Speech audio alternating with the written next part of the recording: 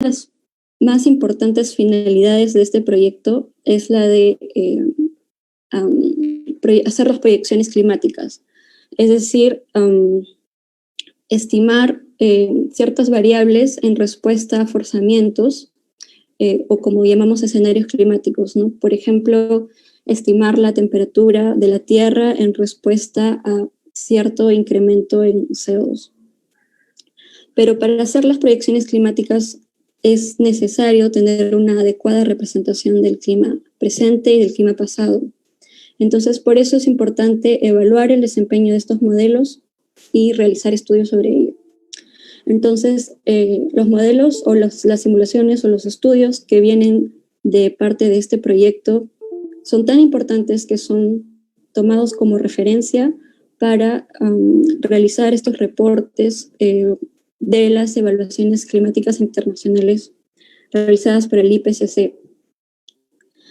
Y es por eso también que hablé de su importancia no solo en el ámbito de investigación de ciencias atmosféricas o del clima, sino también en su aplicación para muchas otras áreas. Hasta ahora el CEMIP tiene 3 fases. La fase del CEMIP 3, CEMIP 5 y CEMIP 6. Aproximadamente en estos años, no hay una fecha exacta porque cada centro de investigación da los resultados de sus modelos en forma independiente, pero aproximadamente son entre 5 y 7 años. Lo que se espera, porque para cada fase se tienen los modelos más actualizados, lo que se espera tener de diferente entre cada fase del CEMIP es, en primer lugar, una mayor resolución espacial. Se empezó en CEMIP 3 con una resolución de 250 kilómetros y cuando hablamos de mayor resolución espacial todavía no nos referimos a una resolución muy fina, ya que hay que tener en cuenta que son simulaciones globales de muchos años, de la época preindustrial, la época industrial, y las proyecciones que se extienden hasta 100 años. Entonces se requiere bastante poder computacional. Es por eso que la resolución es bastante gruesa, bastante baja. Y bueno, actualmente se cuenta con una resolución de aproximadamente 100 kilómetros. También se espera tener mejores parametrizaciones físicas.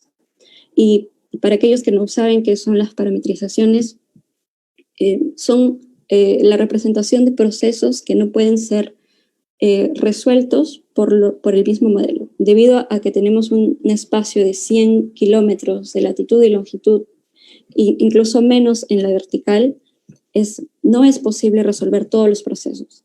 Y justamente un ejemplo de ello es la convección, la precipitación, las nubes, la microfísica de nubes. Y todos estos procesos tienen que ser parametrizados, es decir, van a depender de ciertas variables o ciertos parámetros que sí son resueltos en la escala más grande. También se espera tener mayores interacciones en el sistema climático. Cuando decimos modelos acoplados, principalmente nos referimos a la parte atmosférica y el océano, pero en realidad también se necesitan acoplar otros elementos como la componente de la Tierra, y, por ejemplo, la interacción con la vegetación, la química atmosférica, son procesos que aún no están totalmente resueltos, pero poco a poco se empieza o se quiere incluir en el modelo como procesos resueltos y dejar las parametrizaciones. Entonces, ya en nuestro trabajo, la pregunta fue si es que la representación de la lluvia tropical ha mejorado en la última fase de los CEMIP, que serían los CEMIP 6, en comparación con sus predecesores. Y cuando me refiero a la lluvia tropical o los trópicos, me refiero a la región que está entre los 30 sur y 30 norte en la latitud y toda la longitud. En realidad es una pregunta bastante general porque abarca un área muy grande. Tratamos de hacerlo desde la perspectiva global, pero también abarcar otras perspectivas y tratamos de evaluar varios indicadores a diversas escalas espaciotemporales. Entonces, no solo vemos la parte global, en algunos casos vemos la parte regional y en escala temporal vemos desde la escala horaria hasta las escalas más mayores, que son ya las de variabilidad climática y tendencias. Los modelos que usamos para tener una cierta idea fueron 16 modelos para los CEMIP 3, 21 para los CEMIP 5 y 16 para los CEMIP 6. Como hicimos este estudio el año pasado, en esa época o en ese tiempo ya se tenían por el momento 16 modelos y ya los estudios de CEMIP 6 ya empezaron a darse. Ahora ya se tiene una lista más completa, con mayor participación de simulaciones que ya terminaron, pero para este estudio solo contamos con 16. Y los números que están entre paréntesis muestran las simulaciones, o sea, los 16, por ejemplo, los números que están aquí muestran el número de modelos y estas son las simulaciones. Esto quiere decir que cada modelo, cada centro de investigación, con el modelo que participa para determinado experimento, no solamente da una simulación, puede dar varias simulaciones y con lo que se trabaja es con el promedio de estas simulaciones. A modo de esquema, lo que hice aquí fue representar esto con términos que se usan bastante para estos estudios. Por ejemplo, las líneas delgadas son justamente estas simulaciones individuales de cada modelo y el promedio. Bueno, y estas simulaciones las llamamos miembros de un ensemble mean, que es el promedio de estas simulaciones individuales. Y bueno, viene a ser lo que representa la simulación de cierto modelo. Y para cada fase de CEMIP tenemos varios modelos, entonces tenemos varios model ensemble means, pero como queremos comparar fases de CEMIP, lo que hacemos es un promedio de todo esto, es decir, un multimodel ensemble mean. Entonces, esta es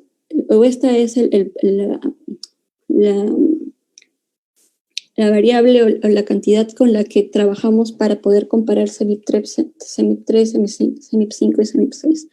Claro, bueno, no se nota, creo bien, pero siempre consideramos la dispersión de los modelos, ¿no? Para tener en cuenta también no solo el promedio, sino la variabilidad de estos.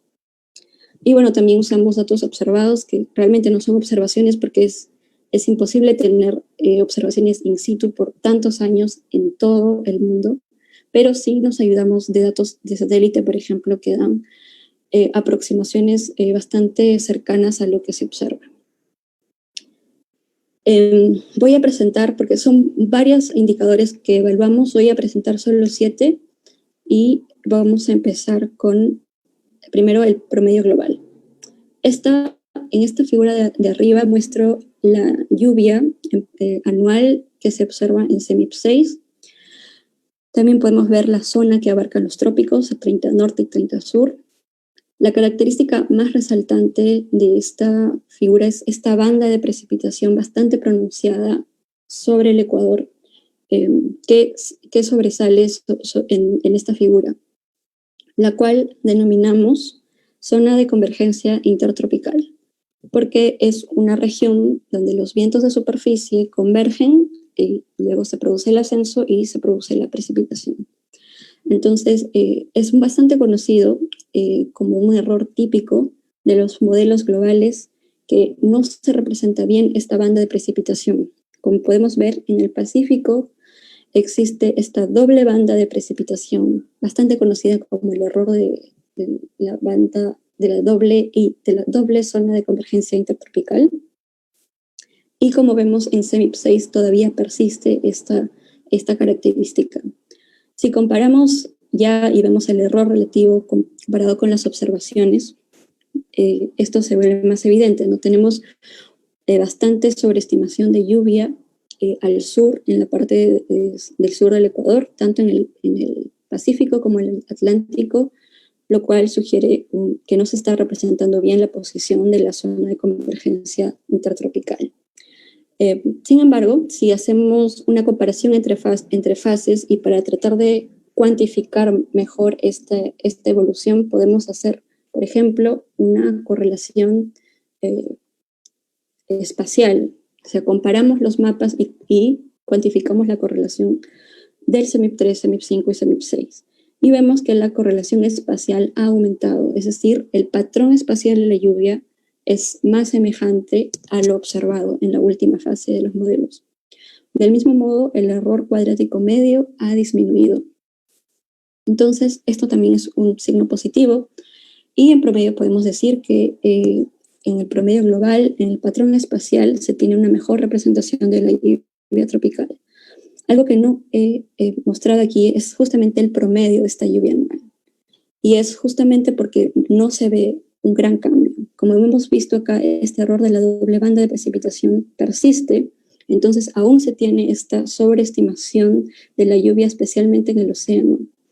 Aunque lo que sí se ha mejorado es que ya hay mayor concordancia entre todos los modelos, ¿no? La dispersión es menor. El segundo, justamente el segundo indicador es este problema del que estaba hablando, del problema de la doble zona de convergencia intertropical.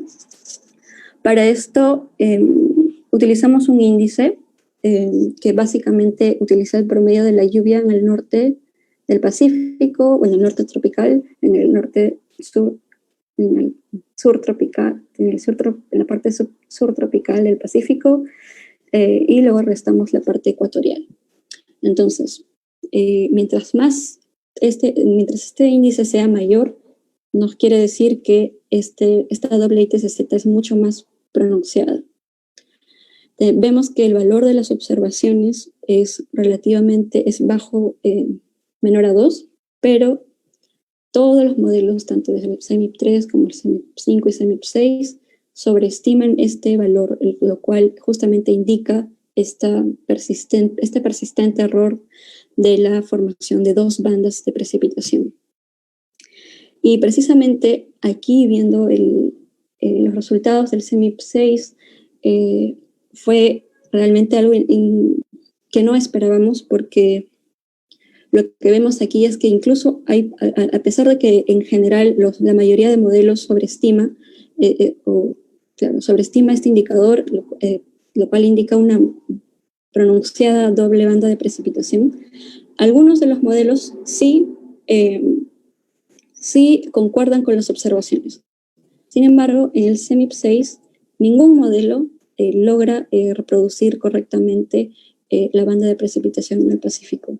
Entonces, no hay un gran cambio en la mayoría de los modelos con respecto a este indicador, pero la dispersión ha disminuido, pero ha disminuido lejos del observado. Es decir, que los modelos en CEMIP 6 están convergiendo al error, lo cual es algo muy negativo. En el tercer indicador hablamos sobre la intensidad de lluvia a diferentes escalas de tiempo. Aquí nos estamos refiriendo a periodos húmedos, en particular eventos húmedos cada 3 horas. Y vemos que las líneas horizontales marcan lo observado, y todos los modelos muestran bastante sobreestimación de este indicador. Y esto es bastante conocido justamente por la parametrización de la convección, que activa la convección muy fácilmente. Entonces, los modelos son bastante conocidos por activar la lluvia y por tener sobre todo lluvia ligera como llovizna frecuente. Entonces es por eso que vemos en todos los modelos que se sobreestima. Sin embargo, lo que sí se puede notar es una tendencia a la reducción de este error. Entonces vamos por buen camino en este sentido, ya que el error se está reduciendo. En cuanto aumentando la escala diaria, lo que vemos es una autocorrelación retrasada. Para explicar brevemente esto, elegimos una serie de tiempo de eventos húmedos. La correlacionamos con la misma serie de eventos, con la misma serie de tiempo, pero desplazada un día. Es decir, hacemos la correlación del día 1 con el día 0, el día 2 con el día 1, el día 3 con el día 2. ¿Y qué nos indica una alta correlación? Nos indica que hay alta probabilidad de que un evento húmedo haya sido precedido por otro evento húmedo, mientras que una baja correlación nos indica que un evento húmedo ha sido precedido por un evento seco, probablemente. Entonces, esto nos da una indicación de la variabilidad diaria de la lluvia. Como vemos, y en concordancia con el resultado anterior, estos valores también se sobreestiman porque los modelos tienden a llover mucho en cantidades pequeñas, pero de todas maneras al final se tiene lluvia continua. Pero de igual manera vemos esta tendencia a disminuir. Entonces, en ese sentido podremos decir que se está viendo una mejora porque se está viendo una reducción consistente del error en ambos casos. También en este aspecto evaluamos días secos y temporadas de días secos, que no estoy presentando aquí por cuestiones de tiempo, pero se observó lo mismo. Entonces, en cuanto al indicador de intensidad de lluvia, vamos bien. El cuarto indicador es evaluar la lluvia tropical según el tipo de nubes. En este caso, solo clasificamos las nubes en dos tipos. Las nubes bajas, que están asociadas a esta lluvia ligera, llovizna como la conocemos, y las nubes de convección profunda o de gran desarrollo vertical, las cuales están asociadas a lluvias más intensas. Y el indicador que utilizamos para detectar las nubes es la radiación, específicamente la radiación de onda larga, o como se dice en inglés, Outgoing Long Wave Radiation, por eso las siglas OLR, simplemente lo conocemos como OLR. Y bueno, en muy corto, ¿cómo es que relacionamos el OLR con las nubes? Por la temperatura. Lo que hacemos, sabemos que la radiación de onda larga que emite un cuerpo depende, según la ley de Stefan Boltzmann, de la temperatura del cuerpo emisor. Entonces, si tenemos nubes bajas, las nubes van a tener la temperatura muy similar a la superficie. Y si tenemos nubes de convección profunda, el tope de nube va a estar a una altura bastante alta y la temperatura va a ser bastante menor. Entonces, la radiación emitida va a ser bastante menor. Por eso, sobre todo para detectar zonas de convección profunda, el OLR es un proxy que se usa bastante en los trópicos. Y bueno, usamos este umbral para separar la convección profunda de las nubes de convección profunda de las nubes bajas. Y primero vamos a ver, lo primero que hicimos fue detectar qué tan bien se simularon las nubes bajas solo bajo el criterio de OLR. Y lo que se vio es que pasamos de una subestimación de las nubes de un 65% a una ligera sobreestimación. Y en cuanto a la lluvia asociada a este tipo de nubes, este es un indicador de la proporción de la lluvia asociada a las nubes bajas con respecto a la lluvia total.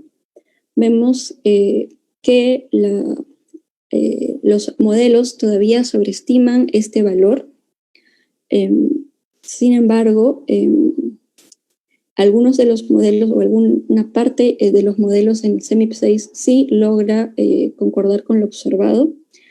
Y otro punto importante es que los eventos extremos que antes podían sobreestimar por un factor de 4 o 5 han sido bastante reducidos en CEMIP 6. En cuanto a las lluvias asociadas a la convección profunda, aquí muestro el OLR y la precipitación asociada. Como ya había dicho, mientras más bajo el valor del OLR, mayor indicación de convección profunda, mayor desarrollo vertical, lluvias más intensas. Y lo que vemos es, para lluvias intensas, una clara diferencia entre el CEMIP 5 y el CEMIP 6 con respecto a la primera fase. En ese sentido hay una gran mejora. Sin embargo, para justamente valores altos de precipitación, también hay discrepancia entre los valores observados. Es decir, entre TRIM y CEMORPH no hay, al menos en estos dos datos, no hay un acuerdo. Por otro lado, para los valores relativamente medios o leves, más moderados, de 10 a 100, los datos observados sí concuerdan. Sin embargo, los modelos para obtener este valor de precipitación necesitan tener valores mucho más bajos de OLR. Eso quiere decir que los modelos necesitan desarrollar una convección más profunda para obtener la misma precipitación que se observó. Entonces, este indicador realmente no es muy claro. Podemos decir que no podemos definir si es un avance o un retroceso. El quinto indicador son los monzones. Para aquellos que no están familiarizados con qué son los monzones, rápidamente voy a explicar. Como había dicho, esta banda de precipitación típica de los trópicos está asociada a los vientos que convergen. Estos vientos que convergen cerca del Ecuador se llaman vientos alisios y se desplazan con la banda de precipitación según el ciclo estacional. Cuando estos vientos se invierten, se produce mayor lluvia sobre el continente y estos son los monzones. En palabras más cortas, es simplemente la inversión de los vientos alisios, los cuales producen mucha precipitación en ciertas regiones en varias partes del mundo. Y bueno, la parte activa es en la época de verano, de acuerdo a la región. Entonces, lo que tratamos de hacer aquí fue de tratar de cuantificar el avance en la representación de las lluvias de los monzones desde la perspectiva global primero y luego regional. En la perspectiva global, utilizamos dos indicadores. El primero es el área del monzón y luego es la intensidad. Vemos que si comparamos la fase 3 hasta la fase 6, no es un resultado realmente favorable. Los CEMIP 6 muestran un área más grande de monzones, pero cuando solo nos enfocamos en el continente, en las zonas de tierra, sí vemos mayor concordancia con las observaciones. Probablemente esto es porque en las áreas de océano, como ya habíamos visto, se sobreestima mucho la precipitación, especialmente en las zonas en el Pacífico, cerca al continente marítimo por Asia, donde también hay un monzón muy activo. En cuanto a la intensidad, de la misma manera también se ve esta cierta tendencia a ser más intensos, a alejarse más del observado, lo cual es algo negativo. Y esto también se mantiene cuando solo consideramos continentes. De todas maneras, en promedio, en general podríamos decir que se tiene una mejor representación sobre tierra, pero en general los monzones en CEMIP 6 no están mejor representados. Esto es desde la perspectiva global. Y desde la perspectiva regional, de acuerdo a varios estudios previos, se han definido 7 regiones en el mundo donde se producen los monzones. Y aquí lo que muestro es el error de la lluvia asociada a estos monzones de los CEMIP con respecto a los datos de TRIM. Y bueno, algo bastante notorio que podemos ver es justamente la lluvia sobre Sudamérica, ¿no? Vemos que los modelos típicamente tienden a subestimar la lluvia en Sudamérica, la lluvia asociada a los monzones, y también vemos o notamos que este error se está reduciendo. Tanto así que tenemos un error negativo para el monzón de Sudamérica en la fase del CEMIP 3 y ahora tenemos un error positivo. Esto quiere decir que no solo estamos reduciendo el error negativo, sino que estamos compensándolo y cambiando el error. Es decir, estamos sobreestimando la lluvia en otro lado para compensar el error. De todas maneras, tampoco podemos determinar o declarar una mejora o no a nivel regional porque el progreso no es igual en todas las regiones. Vemos que el cambio más marcado tal vez está en Sudamérica, pero, por ejemplo, en África o en otras regiones el cambio puede ser igual o incluso inverso. Bueno, como estaba diciendo, tal vez estos errores que se han reducido a nivel regional pueden contribuir a esta mejor representación de los modelos en la Tierra. Y en conclusión, no podríamos decir totalmente que ha habido una mejora o un retroceso. En realidad suena esto más como un retroceso, pero hay tantos aspectos y hay tantas diferencias de acuerdo a las regiones que no podemos decidir por una conclusión. El sexto, otra característica muy importante en la lluvia tropical es el ciclo diurno. Estas figuras se ven un poquito complicadas, pero no son difíciles de interpretar. Vemos que estos círculos se asemejan a un reloj. Entonces, los números marcan las horas. Los círculos internos muestran la intensidad de la lluvia. La línea negra y la línea punteada son las observaciones y las líneas delgadas son los modelos. Y aquí no hemos hecho diferencia entre fases, simplemente porque queríamos ver qué tan dispersos son y tener varios colores iba a ser demasiada información en este gráfico. Lo que sí hemos puesto es el máximo de esta lluvia. Entonces, estas bolitas rellenas de color muestran la hora, indican la hora de máxima lluvia. Y esto también para los diferentes modelos de cada CEMIP. No pudimos hacer un promedio de todo CEMIP, ya que como ven, los resultados son bastante diversos, entonces no se tenía realmente un valor representativo. Pero sí podemos ver dos características importantes de la representación por estos modelos. Los modelos simulan una lluvia mucho más fuerte que la observada. La lluvia es mayor y especialmente sobre tierra, sobre continente, los valores son mayores. Y el segundo punto es que es el tiempo en el que la precipitación es máxima es mucho, es anterior a lo que realmente se observa. Normalmente tenemos el pico de precipitación sobre el terreno en la mañana y en los modelos esto no está bien representado, está representado por varias horas adelantadas. Y en tierra también es bastante más atrasado, incluso por más de 6 horas. Entonces, y también vemos bastante desigualdad, ¿no? Y a veces el CEMIP 5 es mejor que el CEMIP 6, o a veces el CEMIP 6 es igual, hasta el CEMIP 3 es más cercano que el CEMIP 6. Entonces, esto realmente fue un resultado negativo, no se tiene una mejora en la representación del ciclo diurno de la lluvia. Y finalmente, un punto importante que tiene que ver con los modos de variabilidad interna.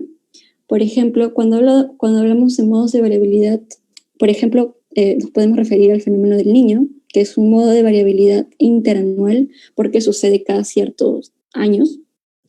Pero en los trópicos, un modo de variabilidad muy conocido que está asociado a escala intraestacional, es decir, que sucede en ciertas estaciones, es la oscilación de Maiden-Julian, o también conocida como MJO, por sus siglas en inglés. Y bueno, esta es una característica muy típica en los trópicos y se caracteriza por presentar zonas de lluvia intensa y zonas secas, zonas húmedas, zonas secas, y todo este tren de dipolos de lluvia se desplaza desde el Océano Índico hacia el oeste. Entonces, este desplazamiento es una característica muy importante del MJO, y lo que se hizo acá es justamente analizar si los modelos reproducen esta característica, y esta característica es esta propagación hacia el oeste. No recuerdo bien cómo se hizo este índice, pero básicamente nos dice que a partir de valores de 1 hacia arriba, la propagación hacia el oeste es más intensa. Existe una propagación hacia el oeste. Valores menores de 1 ya sería una propagación hacia el este. Lo que vemos es que todos los modelos, desde el CEMIP 3, muestran esta propagación hacia el oeste. No de la misma magnitud, pero sí estaban representando de alguna manera esta característica del MJO. Otro punto muy importante es que aquí sí se nota una más clara mejora en la representación de este modo de variabilidad en CMIP6. Y también vemos que la dispersión de los valores extremos también se ha reducido. Entonces, más modelos justamente concuerdan o se acercan más al observado, sin contar justamente estos modelos que no representan bien. Y el último modo de variabilidad, que es el que todos conocemos, es justamente el ENSO, o con el que estamos más familiarizados. Cuando hablamos de ENSO a nivel global en la comunidad científica, normalmente se refieren al ENSO en el Pacífico Central, es decir, toman como referencia esa zona. Lo que nosotros conocemos como el fenómeno del Niño y que nos afecta más está asociado a las anomalías de temperatura en la costa peruana. Pero para evaluar ENSO a nivel global se usa normalmente la zona del Pacífico Central. Bueno, existen diversos índices, pero para este estudio nos basamos en las temperaturas de la superficie del mar. Y bueno, esta es la lluvia asociada, las anomalías de lluvia asociada a un evento ENSO en observaciones y los errores relativos a esta observación en CMIP3, CMIP5 y CMIP6. Aquí se observan dos errores sistemáticos, es decir, que ya se conocían, son persistentes en las simulaciones por los modelos climáticos. La primera es que vemos un aumento o anomalías positivas de lluvia en el Pacífico Central y anomalías negativas en la zona asiática, o como también se le conoce, continente marítimo. Pero lo que vemos en los modelos es este desplazamiento zonal de estas anomalías, es decir, en el continente marítimo tenemos las anomalías positivas y hacia el oeste tenemos las anomalías negativas. Entonces, este error es conocido, ha sido estudiado y se relaciona a los errores en la temperatura del mar. Normalmente los modelos simulan una temperatura más fría de lo normal en esta zona, por lo tanto la convección se desplaza hacia el oeste.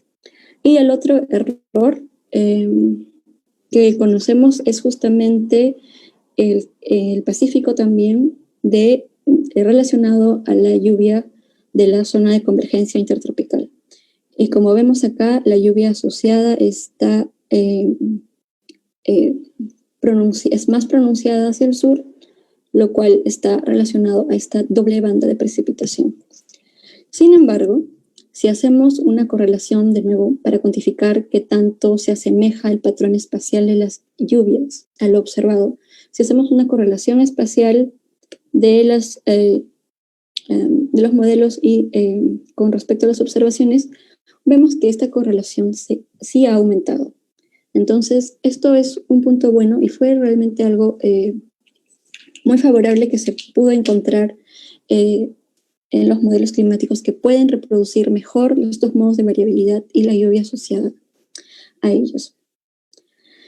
Y bueno, esos fueron los indicadores. Y hay otro punto que quería hablar que es muy importante, que también se discute en el artículo, que son justamente estas alternativas y oportunidades para los modelos climáticos. Para eso, primero tenemos que mencionar las dos grandes ventajas en el desarrollo actual de los modelos climáticos. El primero es que el ritmo de desarrollo es muy lento. Como hemos visto y hemos comparado el CMIP3, CMIP5 y CMIP6, no hemos visto una diferencia, un avance muy marcado. Normalmente las diferencias han sido mínimas. Ha habido diferencias, pero han sido mínimas. Y en el mejor de los casos, uno de los mejores casos, que es el que he presentado previamente con el caso del MJO, donde la diferencia era relativamente más clara, teniendo ese ritmo como ejemplo, se necesitarían al menos 15 años, que representan 2 fases del CMIP, para poder llegar a los valores observados. ¿Y por qué es esto?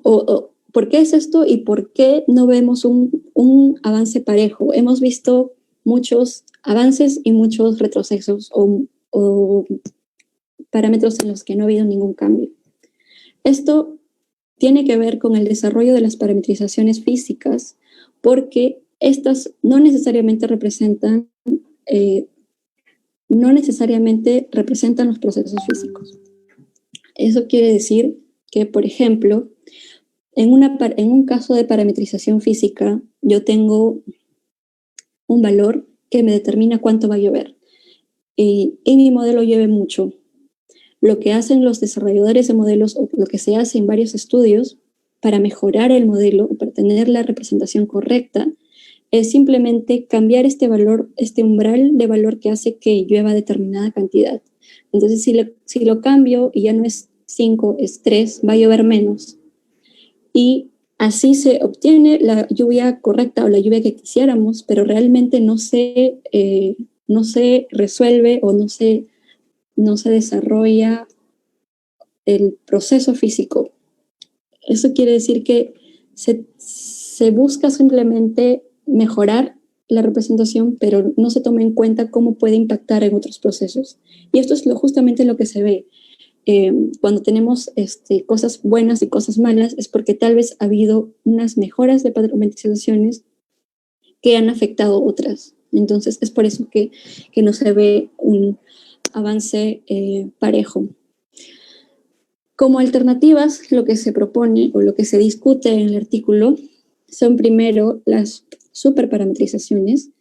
Se tiene básicamente en cuenta el gran desarrollo que ha tenido el avance tecnológico, el poder computacional que ha tenido un crecimiento bastante rápido en los últimos años, los cuales permiten ya realizar tareas más complicadas computacionalmente.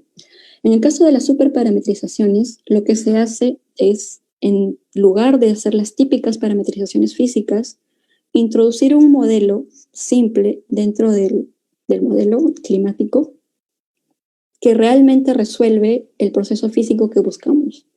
De todas maneras, esto requiere bastante poder computacional y no se resuelve por completo porque, como dije, son modelos un poco más simplificados. En este ejemplo muestro una superparametrización de nube, que es un modelo de 2D, el cual no tiene en cuenta, por ejemplo, el desarrollo vertical, la divergencia en niveles altos, y omite ciertos procesos. O sea, es mucho mejor que una parametrización típica, pero tiene sus limitaciones.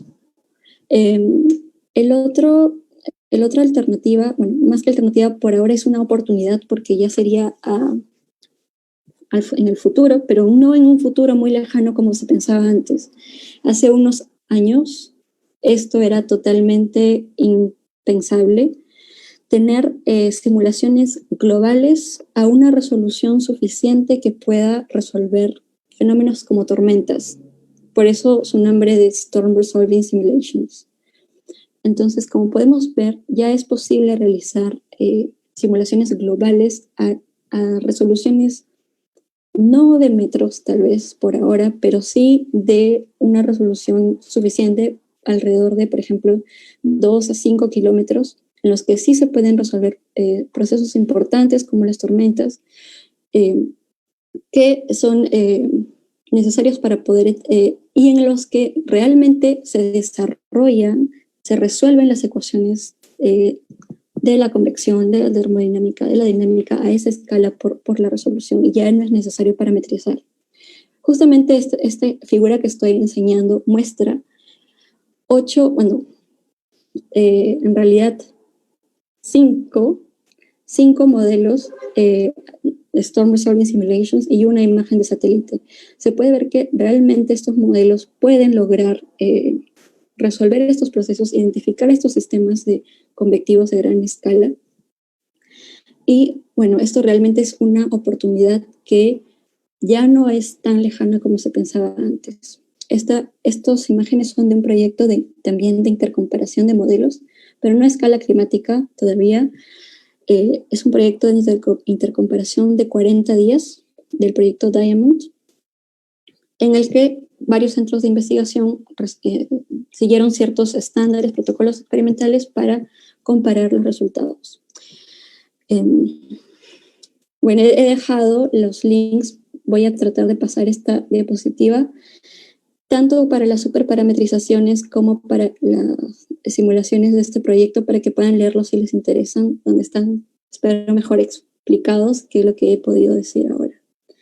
Y para finalizar, no sé si el tiempo, perdón por el tiempo, la pregunta, y justamente lo más importante de esta charla, es responder esta pregunta: ¿ha mejorado la representación de la lluvia tropical? La respuesta es no, porque el avance no es claro. Tenemos algunos aspectos que han mejorado, pero otros aspectos que se mantienen igual o incluso peor. Entonces, no hay un avance claro en los indicadores que hemos evaluado. Y bueno, ya para cerrar, dejo esta frase de un estadístico inglés muy conocido, que es que todos los modelos están equivocados, pero algunos son útiles. Y con esto quedo atenta a sus preguntas. Gracias. Buenas tardes, mi nombre es Jorge Antonio Sosa Benítez, soy parte del área de comunicaciones de Nexus y a continuación damos comienzo a la ronda de preguntas. Pueden realizarlas a través del chat o activar su micrófono. Acá tenemos una pregunta de Andrés Figueroa. Desde pregrado, ¿cómo me puedo involucrar más en ello para manejar esa data y los modelos? Lo bueno de estos modelos, de este proyecto, es que están libremente disponibles, son de más fácil acceso incluso que los modelos regionales, que bueno, pueden tal vez ser una desventaja porque los modelos regionales son mucho más adecuados para estudiar, por ejemplo, áreas más pequeñas como Perú, pero la ventaja es que son de acceso libre. Entonces, puedes ingresar a la página del WRCP, ahí indican dónde se pueden conseguir estos modelos. Lo que sí es una data bastante pesada porque, como te dije, son no solamente el periodo histórico, también son las proyecciones de 100 años. Es bastante data y bastante manejo de data, pero hay bastante información porque es un tema tan internacional que existen tutoriales, existen videos. Creo que también ha habido alguna presentación en Nexus de cómo manejar estos datos. Creo que si buscas, sí es bastante accesible. Lo que sí te recomiendo, y como justamente marco aquí, es que no, dependiendo de lo que quieres estudiar, no confíes mucho en estos modelos para para estudiar, por ejemplo, cosas que afectan, cosas más locales o cosas que afectan más a Perú, por ejemplo, o a Sudamérica, porque son modelos globales y la resolución es tan grande que para hacer estos estudios o para hacer estudios focalizados se necesita hacer procesos de downscaling donde son procesos estadísticos donde refinan estos modelos para poder hacer es como que post-procesan los resultados para estudiar regiones más pequeñas. Y hay que tener mucho cuidado. Estos modelos climáticos son globales y justamente sus resultados son más óptimos o son más usados para hacer estudios a nivel global y, como dije, en las proyecciones climáticas, ¿no? Si quieres enfocarte en algo más pequeño, lo mejor son los modelos regionales o el modelo global, pero post-procesado, ¿no? Y para eso tienes que investigar un poco más para ver cómo hacerlo. Muy bien, Katia Canal dice, quisiera saber si para usar el umbral de OLR para convección profunda hicieron algún tipo de experimento previo. Hola, Katia. Gracias por la pregunta. Para usar el umbral de OLR creo que se basaron en valores de estudios previos que ya habían utilizado el mismo umbral para realizar estudios similares. No hicieron ningún nuevo experimento. Bueno, y acá hay otra pregunta de Bruno Castro, ya ahora sí para finalizar. En caso de estudiar la lluvia tropical, ¿sería mejor utilizar algún modelo de CMIP5, ya que algunos de estos se acercaban a los datos observados? Sí. Bueno, Como dije, hay varios aspectos que se han mejorado y otros no. Y muchas personas piensan es, se tiene lo más actual, significa que se tiene lo mejor. Y no es así. Ya aquí hemos demostrado que incluso hasta en algunos indicadores, hasta el CEMIP 3 es mejor que el CEMIP 6. Entonces, los datos del CEMIP 5 me parecen que todavía no están caducados, todavía se pueden usar para hacer estudios sobre lluvia tropical específicamente. Y bueno, se cuenta también, ahora no estoy segura de cuántos modelos hay, pero mientras más cantidad de datos el estudio es más robusto, más significativo. Entonces, si se tiene más datos actualmente de CEMIP 5 que CEMIP 6, yo consideraría que es mejor usar el CEMIP 5. Bueno, hemos concluido con la ronda de preguntas, por lo que antes de proceder con el cierre de la ponencia, Magíster Laura, disculpe, ¿le gustaría decir algunas palabras? Bueno, gracias. Creo que he hablado bastante, no pensaba hablar tanto, pero creo que, bueno, uno de los mensajes que quería dar con esta presentación es justamente eso, de que, sobre todo como estudiantes, mucho le creen a los modelos. Cuando, como meteoróloga, me acuerdo en pregrado, para tratar de pronosticar, siempre tomamos como referencia estos grandes modelos globales, pero realmente no siempre tienen la razón. Realmente estos no te quitan o no te facilitan el trabajo de entender cómo funciona el sistema climático, ¿no? Realmente tenemos que empezar por entender cómo funcionan los procesos o cómo se desarrollan los procesos físicos antes de crearle el modelo.